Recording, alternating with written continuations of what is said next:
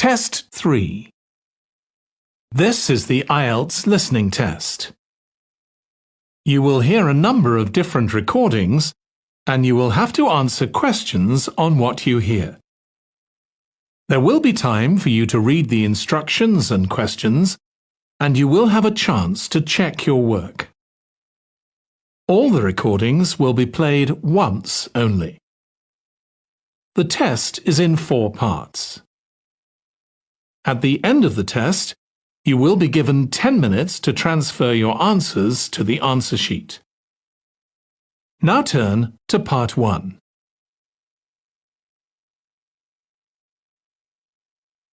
Part 1. You will hear a woman who works at an employment agency talking to a man about jobs he could apply for. First, you have some time to look at questions 1 to 5.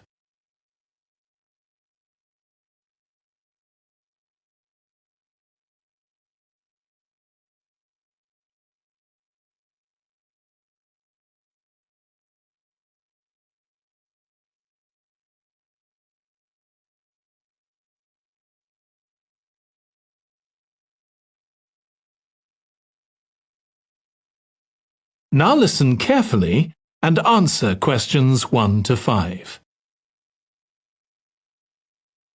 Good morning. Thanks for coming in to see us here at the agency, Joe. I'm one of the agency representatives and my name's Sally Baker. Hi, Sally. I think we spoke on the phone, didn't we? That's right, we did. So thank you for sending in your CV. We've had quite a careful look at it and I think we have 2 jobs that might be suitable for you. OK. The first one is in a company based in North London. They're looking for an administrative assistant. OK. What sort of company is it? They're called Home Solutions, and they design and make furniture. Oh, I don't know much about that, but it sounds interesting. Yes, well, as I said, they want someone in their office, and looking at your past experience, it does look as if you fit quite a few of the requirements. So on your CV it appears you've done some data entry? Yes. So that's one skill they want. Then they expect the person they appoint to attend meetings and take notes there. OK. I've done that before, yes. And you need to be able to cope with general admin. Filing and keeping records and so on. That should be OK. And in my last job, I also had to manage the diary. Excellent. That's something they want here too. I'd suggest you add it to your CV. I don't think you mentioned that, did you? No. So, as far as the requirements go, they want good computer skills, of course, and they particularly mention spreadsheets. That should be fine. And interpersonal skills, which would be something they'd check with your references. I think that should be OK, yes. Then they mention that they want someone who is careful and takes care with details. Just looking at your CV, I'd say you're probably all right there. I think so, yes. Do they want any special experience? I think they wanted some experience of teleconferencing. Oh, I've got 3 years' experience of that. Let's see. Yes, good. In fact, they're only asking for at least 1 year, so that's great.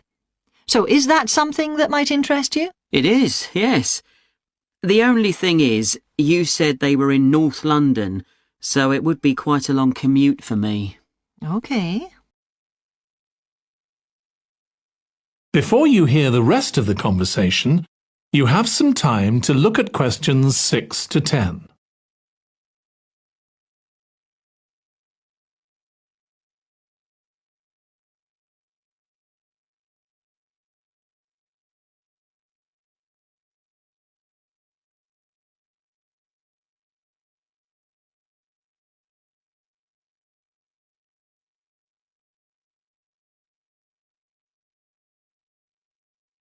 Now listen and answer questions 6 to 10. So the second position might suit you better as far as the location goes. That's for a warehouse assistant, and that's in South London. Yes, that would be a lot closer. And you've worked in a warehouse before, haven't you? Yes. So as far as the responsibilities for this position go, They want someone who could manage the stock, obviously, and also deliveries. That should be okay. You've got to keep track of stuff, but I've always been quite good with numbers. Good. That's their first requirement. And they want someone who's computer literate, which we know you are. Sure. Then they mention organisational skills. They want someone who's well organised. Yes, I think I am. And tidy? Yes, they go together really, don't they? Sure. Then the usual stuff. They want someone who can communicate well, both orally and in writing. Okay. And for the last warehouse job I had, one of the things I enjoyed most was being part of a team. I found that was really essential for the job. Excellent. Yes, they do mention that they want someone who's used to that, yes. Now, when you were working in a warehouse last time, what sorts of items were you dealing with? It was mostly bathroom and kitchen equipment, sinks and stoves and fridges. So you're okay moving heavy things? Sure, I'm quite strong and I've had the training. Good. Now, as far as experience goes, they mention they want someone with a licence and that you have experience of driving in London, so you can cope with the traffic and so on. Yes, no problem. And you've got experience of warehouse work. And the final thing they mention is customer service. I think, looking at your CV, you're okay there. Right. So, what about pay? Can you tell me a bit more about that, please? That is the end of part 1. You now have 1 minute to check your answers to part 1.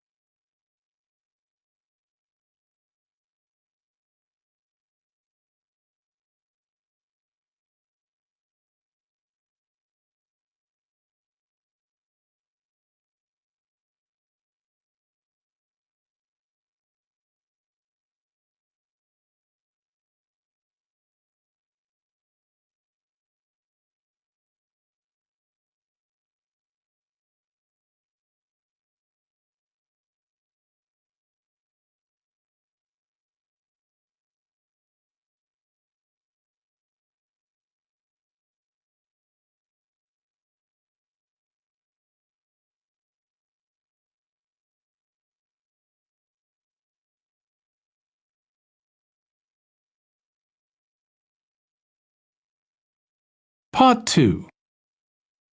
You will hear a woman called Alice Riches talking on the radio about a scheme which involves closing streets to traffic to allow children to play. First, you have some time to look at questions 11 to 16.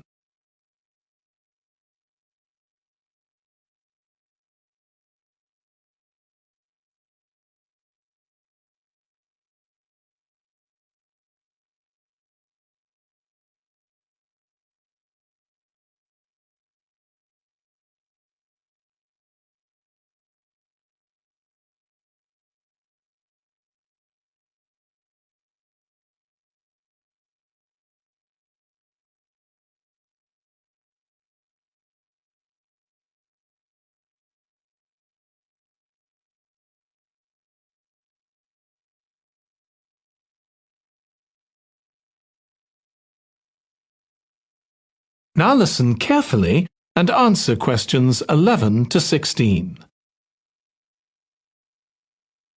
My guest on the show today is Alice Riches, who started the Street Play scheme where she lives in Beechwood Road. For those of you that don't already know, Street Play involves local residents closing off their street for a few hours so that children have a chance to play in the streets safely.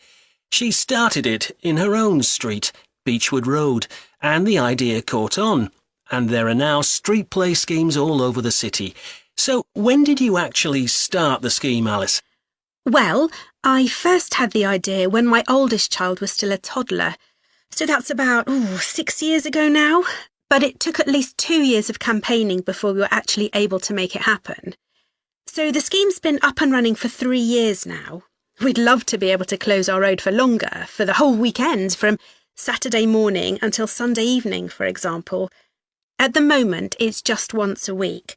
But when we started, it was only once a month. But we're working on it.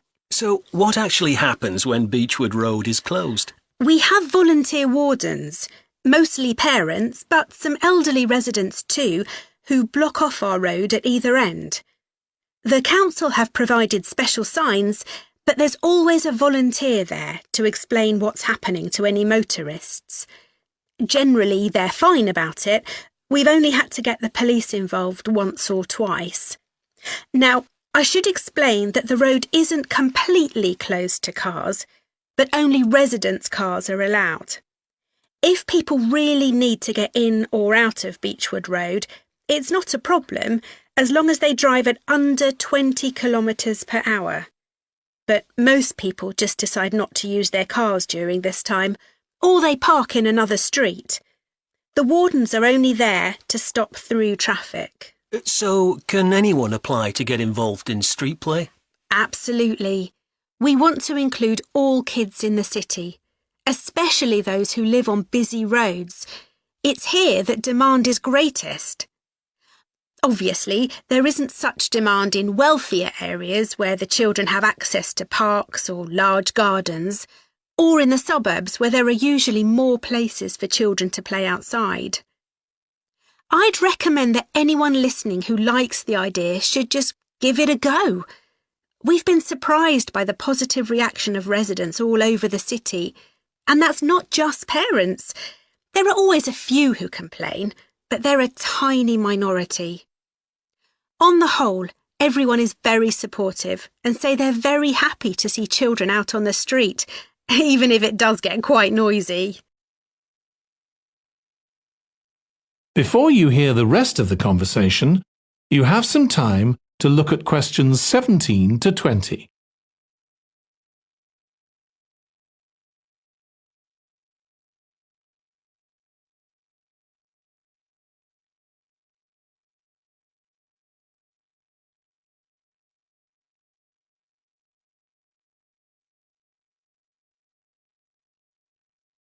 Now listen and answer questions 17 to 20.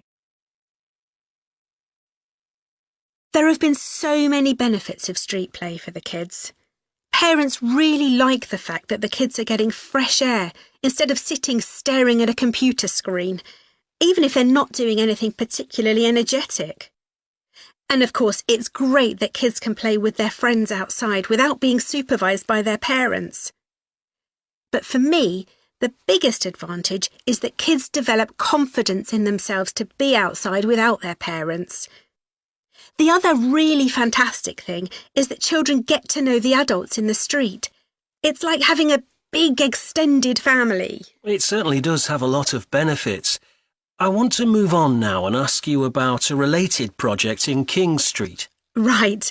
Well, this was an experiment I was involved in, where local residents decided to try and reduce the traffic along King Street, which is the busiest main road in our area, by persuading people not to use their cars for one day.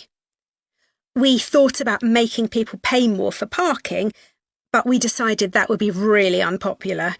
So instead, we just stopped people from parking on King Street, but left the other car parks open. It was surprising how much of a difference all this made. As we'd predicted, air quality was significantly better, but what I hadn't expected was how much quieter it would be, even with the buses still running. Of course, everyone said they felt safer, but we were actually amazed that sales in the shops went up considerably that day. We thought there'd be fewer people out shopping, not more. That's really interesting. So the fact that the street was... That is the end of part 2. You now have 30 seconds to check your answers to part 2.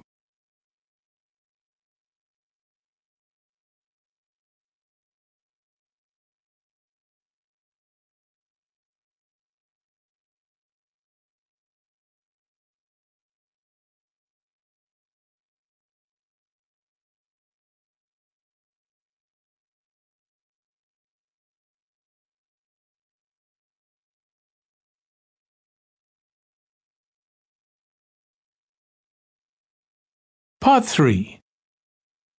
You will hear two students, called Hazel and Tom, talking about Hazel's media studies assignment. First, you have some time to look at questions 21 to 26.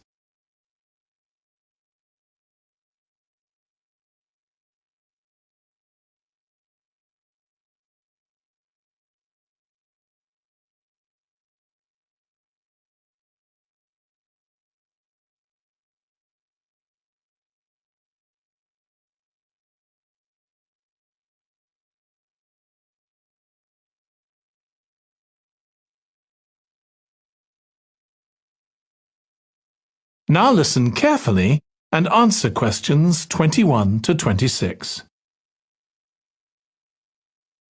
Tom, could I ask you for some advice, please? Yes, of course. If you think I can help. What's it about? It's my first media studies assignment, and I'm not sure how to go about it. You must have done it last year. Is that the one comparing the coverage of a particular story in a range of newspapers? That's right. Oh, yes. I really enjoyed writing it. So, what sort of things do I need to compare? Well, there are several things. For example, there's the question of which page of the newspaper the item appears on. You mean because there's a big difference between having it on the front page and the bottom of page 10, for instance? Exactly. And that shows how important the editor thinks the story is. Then there's the size. How many column inches the story is given. How many columns it spreads over. And I suppose that includes the headline. It certainly does. It's all part of attracting the reader's attention. What about graphics? Whether there's anything visual in addition to the text? Yes, you need to consider those too, because they can have a big effect on the reader's understanding of the story. Sometimes a bigger effect than the text itself. Then you'll need to look at how the item is put together. What structure is it given? Bear in mind that not many people read beyond the first paragraph. So what has the journalist put at the beginning? And if, say, there are conflicting opinions about something, does one appear near the end where people probably won't read it? And newspapers sometimes give wrong or misleading information, don't they? Either deliberately or by accident. Should I be looking at that too? Yes, if you can. Compare what's in different versions. And as far as possible, try and work out what's true and what isn't. And that relates to a very important point. What's the writer's purpose? Or at least the most important one, if they have several. It may seem to be to inform the public, but often it's that they want to create fear or controversy, or to make somebody look ridiculous. Gosh, I see what you mean. And I suppose the writer may make assumptions about the reader. That's right, about their knowledge of the subject, their attitudes, and their level of education, which means writing so that the readers understand without feeling patronized. All of that will make a difference to how the story is presented.